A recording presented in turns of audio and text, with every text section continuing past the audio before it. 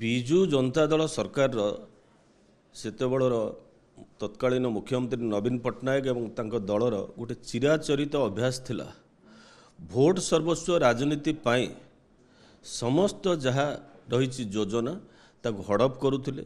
ଯୋଜନା ପ୍ରକୃତ ହିତାଧିକାରୀଙ୍କୁ ଦିଆଯାଉନଥିଲା। ବିଶେଷ କରି ଖାଦ୍ୟ ସୁରକ୍ଷା ଯୋଜନାରେ ଓଡ଼ିଶାର 78% ଲୋକ ତାର ସୁଫଳ ପାଇବା କଥା, କିନ୍ତୁ ଆଶ୍ଚର୍ଯ୍ୟ ହେବେ ଏହି ଭୋଟ ସର୍ବସ୍ୱ ରାଜନୀତି ପାଇଁ ବିଜୁ ଜନତା ଦଳର ତାଙ୍କର ଯିଏ ରହିଛନ୍ତି ନେତା କର୍ମୀ ମାନେ ଦଳୀୟ ଭିତ୍ତିରେ କାର୍ଡ଼ ସବୁ ବଣ୍ଟନ କରିଥିଲେ ଏବଂ ଆର ରେଜଲ୍ଟ ସେତିକି ବେଳେ ଆସିଥିଲା 2016 ମସିହାରେ ସ୍ୱୟଂ ନିଜେ ମୁଖ୍ୟମନ୍ତ୍ରୀ ଥିବା ନବୀନ ପଟ୍ଟନାୟକ ମାନିଥିଲେ ଏବଂ ଆକ୍ସନ୍ ମୋଡ଼ରେ ଥିଲେ। ଯେତେବେଳେ 17 ପଞ୍ଚାୟତ ନିର୍ବାଚନ ପୂର୍ବରୁ ଆପଣ ଦେଖିଥିବେ ବିଶେଷ କରି ଗଞ୍ଜାମ ଜିଲ୍ଲାରେ ବହୁ ଶିକ୍ଷକଠୁ ଆରମ୍ଭ କରି ଇଭିନ୍ ଓଏସ୍ ଅଫିସର ପର୍ଯ୍ୟନ୍ତ ବିଜୁ ଜନତା ଦଳର ମେୟର ପର୍ଯ୍ୟନ୍ତ ଯେତେବେଳେ କାର୍ଡ଼ ହାତେଇଥିଲେ ସେମାନଙ୍କୁ କୁହାଯାଇଥିଲା ଯେ ମାର୍କେଟ ରେଟ୍ରେ ଫେରସ୍ତ କର। ଯେତେବେଳେ ଆକ୍ସନ୍ ମୋଡ଼ରେ ଆସିଥିଲେ 7 ରୁ 8 ଜଣ ଶିକ୍ଷକଙ୍କ ଉପରେ ଆକ୍ସନ୍ ହୋଇଥିଲା। ପଞ୍ଚାୟତ ନିର୍ବାଚନକୁ ଆଖି ଆଗରେ ରଖିକି ନବୀନ ପଟ୍ଟନାୟକ ନିଜେ ଘୋଷଣା କରିଥିଲେ ଯେ ଆଉ କାହା ଉପରେ ଆକ୍ସନ୍ ହେବ ନାହିଁ।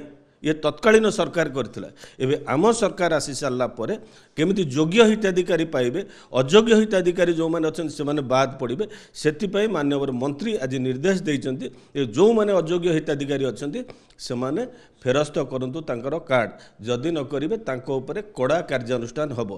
ये नवीन पट्टनायक सरकार नुह, ये होउछि मोहन बाबूंका सरकार। जो सरकार को पूर्व सरकार को वोट बैंक पॉलिसी पाई गोटे अभ्यास पड़ जाता जो अयोग्य प्रार्थी भी योजनार लाभ उठेबा योजनार सामिल देवा।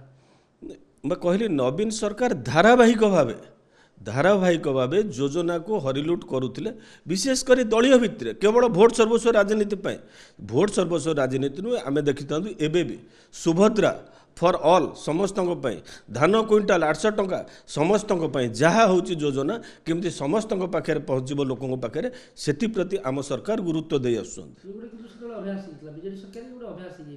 हाँ लोके जिते बुझिले ये जो अभ्यासगत धारावाहिक भाव एमती योजना हड़प करी से लोके विदा कर बंगोपसागर फिंगी देते। बर्तमान आम सरकार आसी आम लोकों सरकार और लोकों जहाँ सब खसड़ा प्रस्तुत योजना ताहा आम कार्यकारी करूँ।